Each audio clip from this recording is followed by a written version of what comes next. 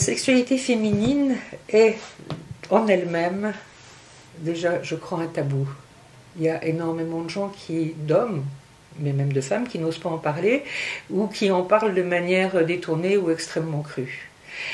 D'ailleurs, je préférerais parler du désir en ce qui concerne les femmes, plutôt que de sexualité.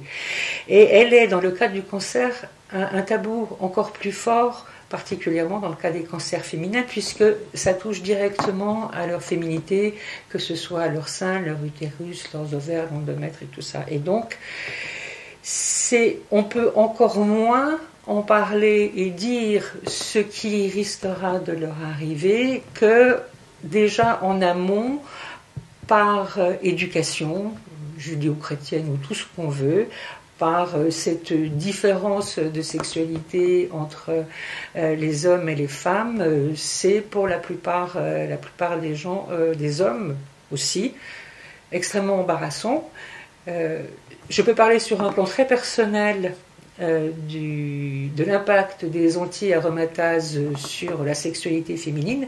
Et là, de nouveau, je corrige, je dis sur le désir féminin, et que peu de gens sont capables peu d'hommes arrivent à admettre du premier coup en disant oui, non, mais c'est une question qui peut se résoudre avec quelques lubrifiants, fluidifiants. Non, non, c'est du niveau du désir, et il y a des molécules qui, agissant sur les cancers hormonodépendants, détruisent toute sensation d'être une femme, donc d'avoir un désir de femme et d'avoir une sexualité de femme.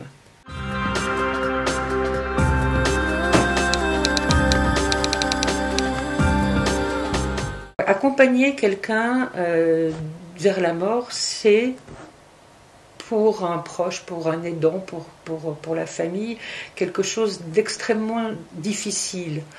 Or, ça pourrait être quelque chose de formidablement enrichissant qui permettrait d'une part à la personne en train de partir en paix, et d'autre part à la famille qui reste de ne prendre que la partie la plus aussi paisible et la plus belle, parce qu'un beau passage vers la fin est quelque chose d'absolument magnifique, et c'est quelque chose qui enrichit beaucoup l'âme de ceux qui restent, ou l'esprit de ceux qui restent.